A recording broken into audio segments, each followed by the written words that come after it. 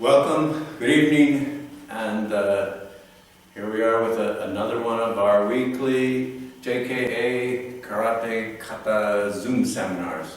Tonight's kata is Chinte. Chinte is literal translation is unusual or unique hands. So Chinte is a little bit of a weird kata, I guess. It is of uncertain origin. Most people think it's a very old kata, probably imported from China. It has a lot of techniques in it that aren't seen in other kata, specialized techniques. When it is an elegant kata, elegant and dynamic, when you perform the kata, it's a little bit like Niju Shiho. You should have the feeling like the flowing waves. I find interesting about it, a couple of things is that one, it has extensive use of the Sojin Dachi, Furo Dachi. More, the only other kata that has more is Sojin itself. Also, there are a lot of vertical techniques in Chinte, and so you'll hear the word tate a lot, which means vertical. It's done in competition occasionally, but almost exclusively by women. I don't know how this came about, and I don't know how it came to be known as a ladies' kata, especially considering that, at least in his younger days, this was Sensei Mori's favorite kata for a long time. Okay, so as we do, always do, we'll do the kata together by count, and then I'll get into the analysis. Ready? Chinte. Each. Ni. San. Chi. Go. Lo. Shich. Ha. Ko. Jo. Each, ni, san, chi, go, look, shich, ha, ku, jo, ich, ni, san, chi, go, look, shich, hach, kiai, ni, san, chi, kiai.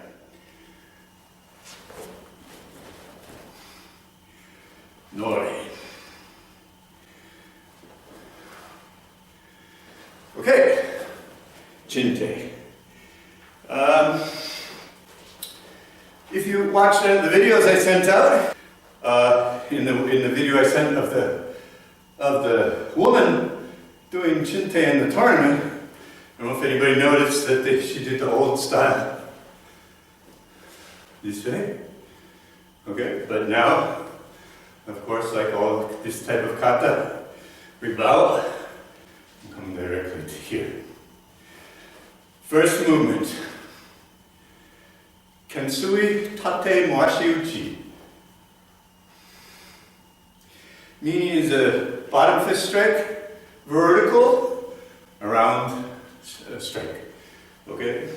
The elbow is slightly bent. Not quite straight, just slightly bent. Okay? Then we do another one.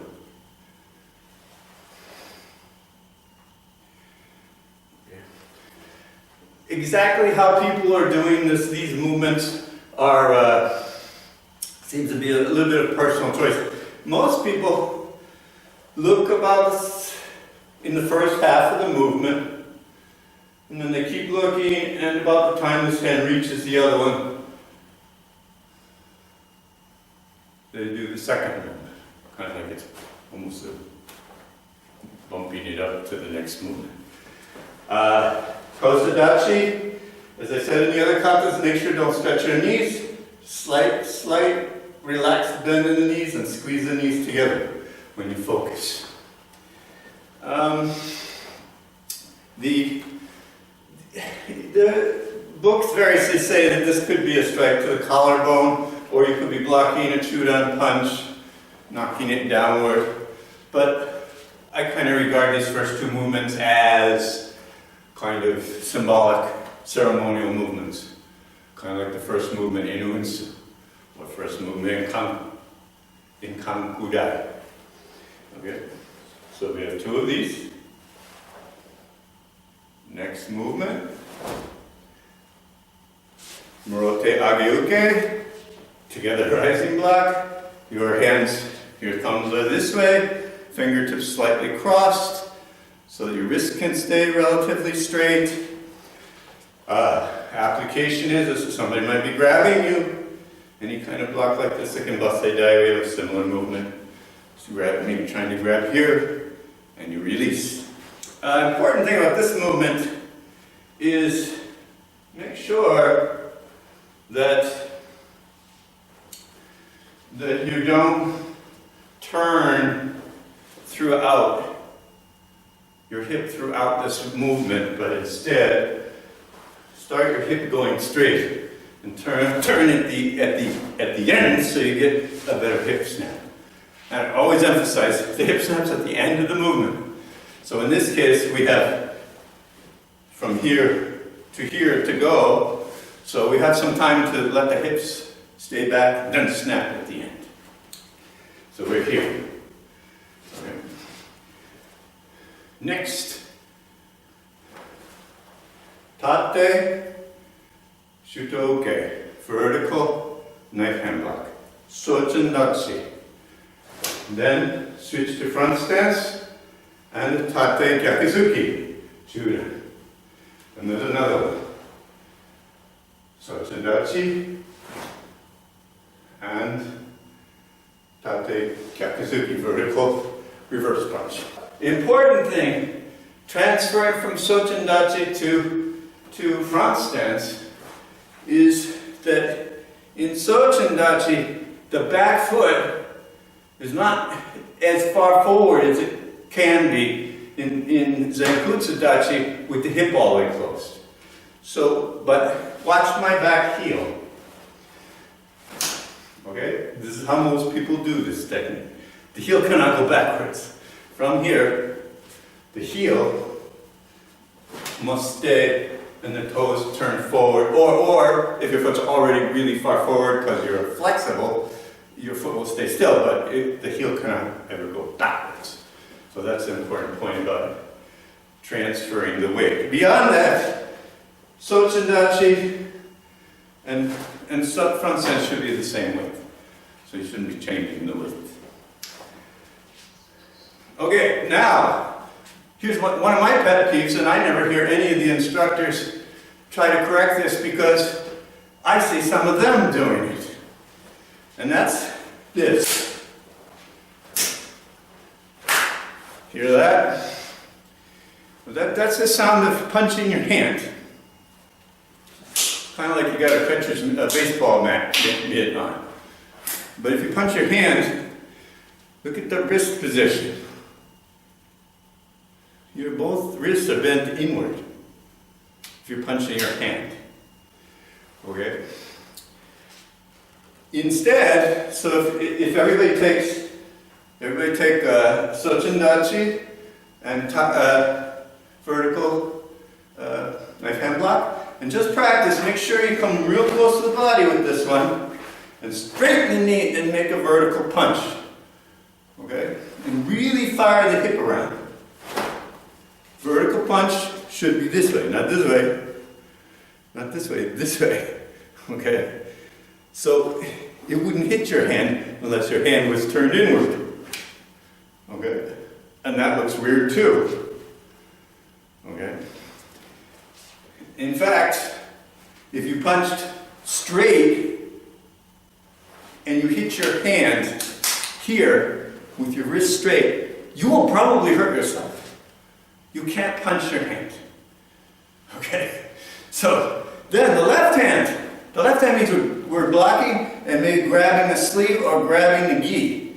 When we grab something, we don't pull this way. We pull straight. The wrist is straight when we pull. Grab here, you pull with the wrist straight.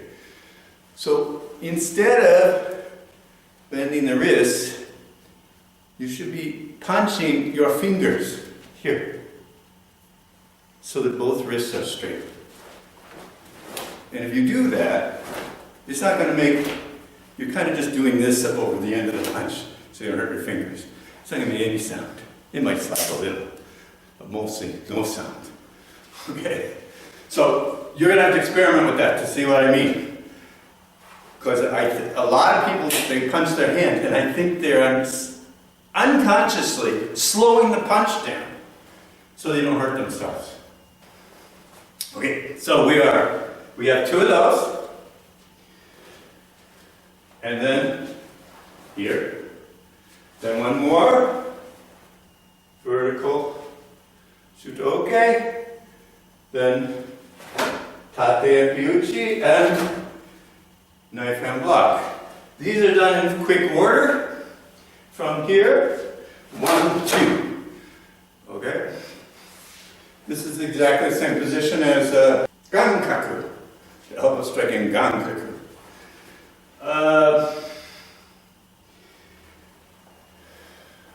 Bunkai is simple, grab the gi, grab the sleeve, elbow to the chin, then opponent coming around from the other side. So your in-front stance here, the thing you have to pay attention to from here is that your leg, your weight distribution almost doesn't change. You pivot on your heels and keep your weight pretty much the same from front stance to back stance. Okay, so you have to concentrate on your basics there to make sure you're making that pivot in place almost, and that's really important for the speed of that movement. This one used to be a kiai point. I believe that's the way it is in best karate. I believe that's the way Mori Sensei taught it, but that was one of the kiai points. But it isn't anymore. Both kiais are near the end of the kata. So we're elbow strike. Knife hand block. Another knife hand block. Next, mairi. And uchuke and giranuke. This second part of the movement is exactly the same as jion. The important thing is you got to close your hip strongly from here. Close your hip strongly, squeeze your groin muscles to get it closed. This locks everything in place. Execution, don't. From here, well, some people probably do this fast enough that when they do front kick, they're already crossing their arms. So that's okay. We won't worry about if you're so fast that you can do that and you're doing it that way, then you don't have anything to watch out for. But your arms are going to be faster than a kick and move back into stance. So watch my left hand. Don't do this when you kick. And have this one stick to your stomach. If you close the hip with your hands in a knife hand block position, keep them where they are. There you go. Okay. The hip passes the hands. The hands stay oriented to the opponent.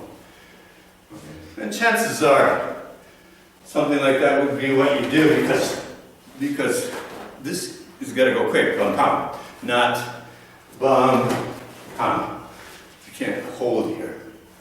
You have to just go. Okay, so we are here. Next, Sekuyuke, scooping block.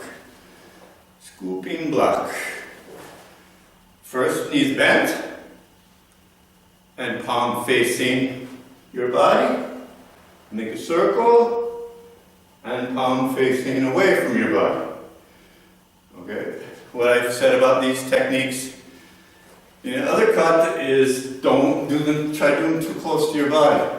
They should be in the same position as a down block with the same one fist between your arm and your body, elbow and body. Okay.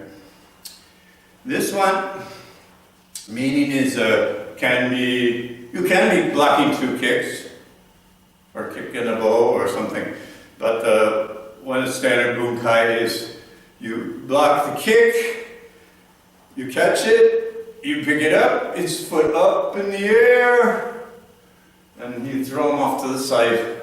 And this is my just finishing the arc to throw the person to kick off. Okay. Interestingly, this is exactly the opposite of the technique in the knees are the same, but in Basei Sho it's the other way. Same arm, bend knees and go the other way. In Basei Sho. Okay, same stance, same arm, just opposite. This part's opposite. Okay, we are here. Next, from here, this is called Haito Moashiuke. Then, other side, Haito Moashiuke. First, let me talk about the bunkai. It's important to get your hands, in both these techniques, to get your hands to the beginning position, and then do it, to get your hand to the beginning position, and then do it. We'll practice that, so you get the idea. Because most of the bunkai has to do with that everything's happening on the same side. So you can be blocking a kick. Again, pick up the leg of the kicker, and go to here.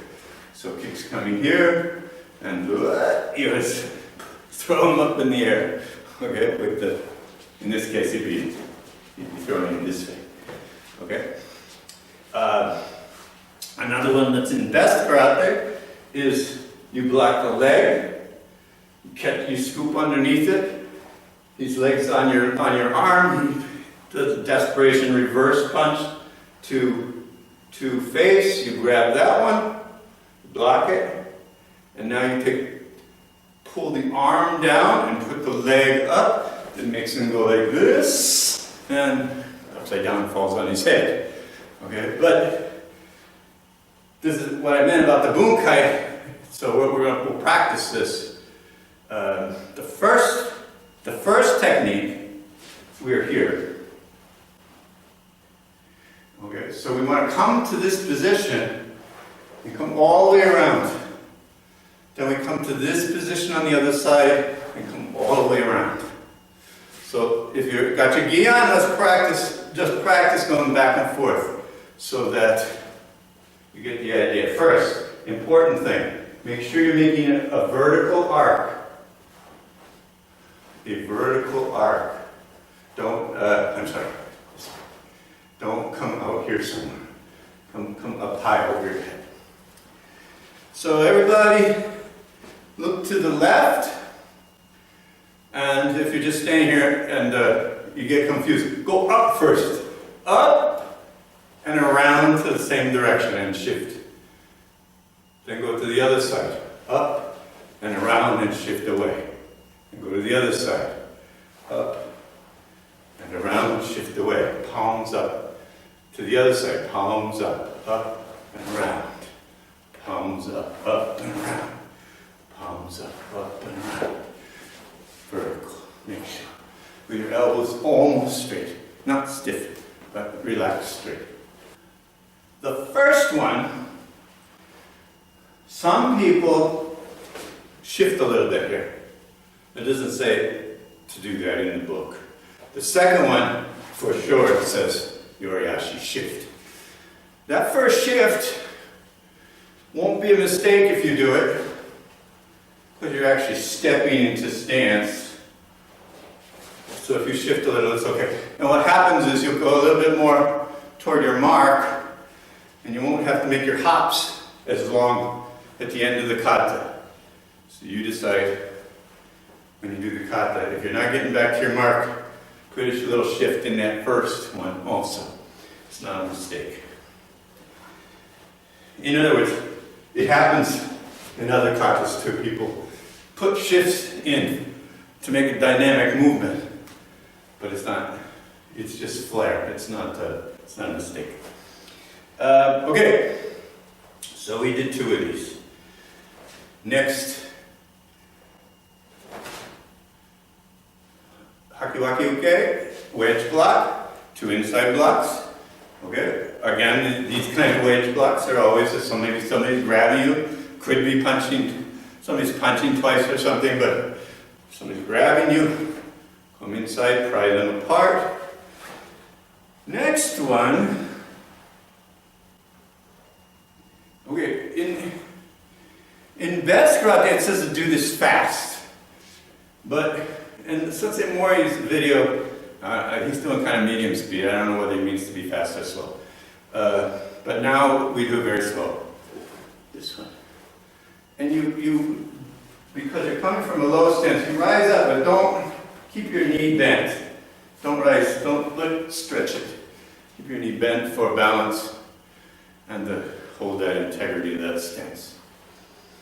The bunkai, since it says it's kamae, it doesn't have to mean anything. But if you're here and somebody kicks or shoves a staff at you, you may find yourself on an uneven footing and want to go to a one-legged stance, as we did many times in Gankaku. We're not always practicing on a gym floor. So in this case, you don't need if the technique's coming here and we avoid by moving sideways, we don't need a stable stance at the end of that one. Okay. Next one, nakadaka ipponken, middle knuckle, single knuckle fist. It's called uchi otoshi, means a falling strike. Okay. So this one, we used to do it slow, but now they say fast. And I can't really find the old videos, all the best Karate Day videos, all looks like they're doing it fast, so I can't find anybody doing it slow. So I'm not quite sure when or where that crept in, but I know that's how I learned it first, to do it slow, but it's supposed to be fast. So we have 1, 2, bunkai. Either one of these can be, first this nakadaka ipponken.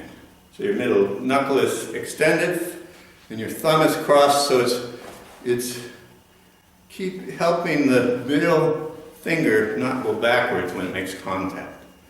So your thumb's crossed approximately in the spot where your middle fingernail is. Yes, and you squeeze. So interestingly, this is what happens with the beginners when their fist, normal fist, is supposed to be wide. When their thumb travels inward, it sort of starts to fall apart, and the middle knuckles start to protrude, and they are making almost nakadaka ipponken without knowing it. But we don't learn that till later. Okay. Application is either one of these can be just blocking or striking the top of the punching hand, boom, boom, 2 punches, or maybe you blocked, and then the person grabs your wrist, and you go pa, and the second one comes down on his top of his hand to the small bones in the back of the hand.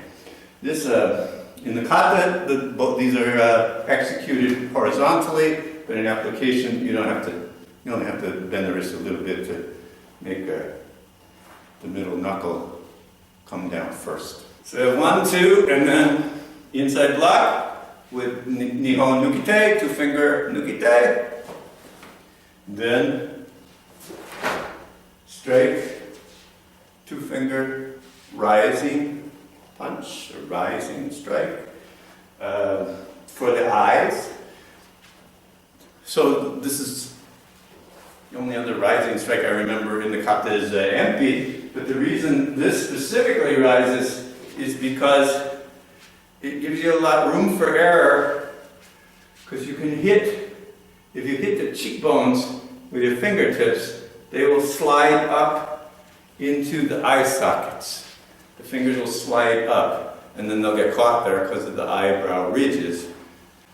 Slide up into the eye sockets. So there's two of them. And this is that really hard turn in Heian-shodan. Make sure that, remember we talked about shooting the leg? Don't turn and block. You have to shoot the leg out and turn the hip at the very end. Okay? Why do we block with two knuckles, with the Nihon Nukite? No particular reason, because you can make the block this way too. Or this way, with your wrist, you're blocking with the wrist. And another one. Okay.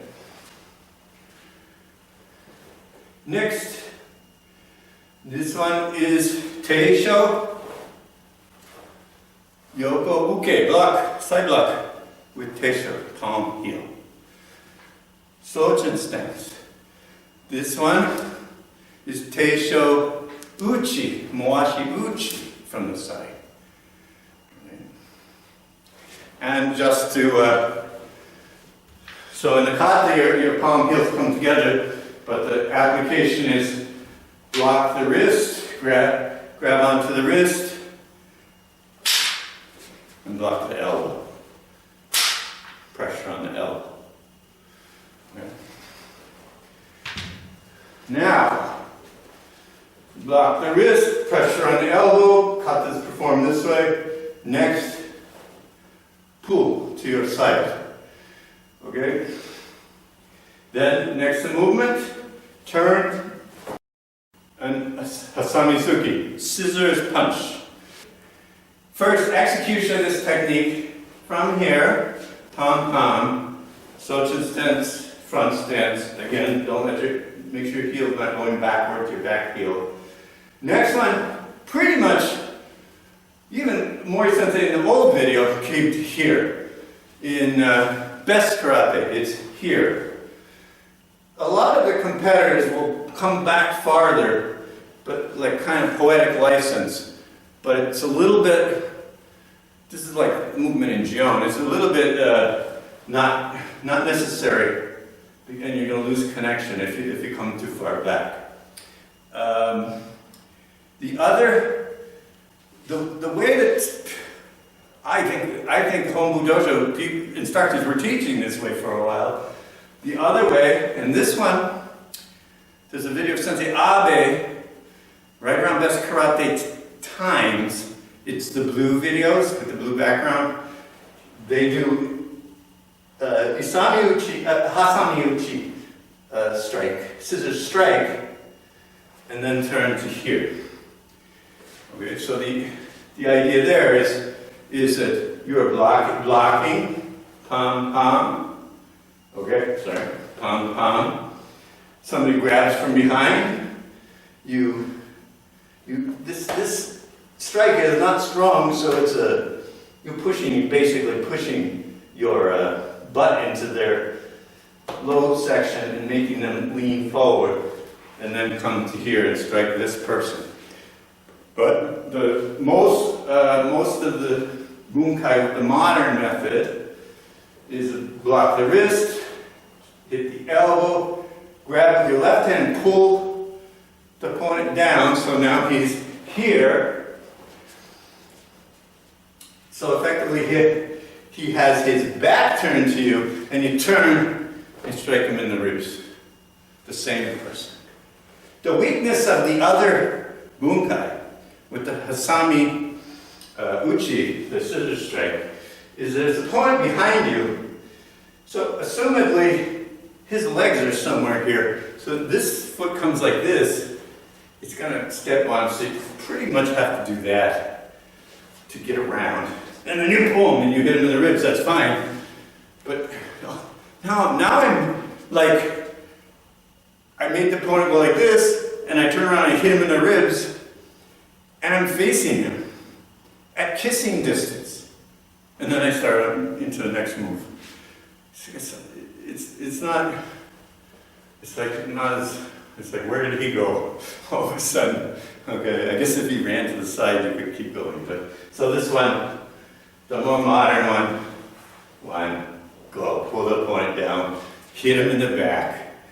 He's like this, hit him from behind. He's more incapacitated when you turn around to hit him. It's more elegant, this move. This is Kata. Okay? Pum, pum, pum, Kata.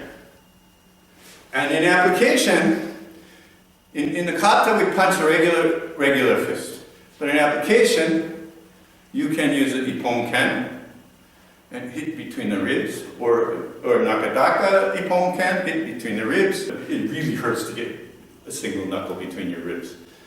Okay? But this has more smashing power, obviously. All right, we're here. So we came around, kiai. Now we have two more. One, just like before. Don't cup your hands. Keep your hands straight. Two, and there's the last kiai. Okay? So it makes sense to finish the last opponent. Then, 1, 2, 3, to get back to your mark. The last set of movements to get back to your mark. There's a little, the timing is 1, 2, 3, but most people bring their feet together and go 1, 2, 3. And I'm not really doing this very well because you're supposed to stay kind of level, like Michael Jackson moonwalking or something. And bend at the knees and kind of push off the pads of your feet, the soles of your feet, kind of scooch backwards. So one is to come to here and go back 3 times. Some people make the first one in combination with coming back, and then just go on too.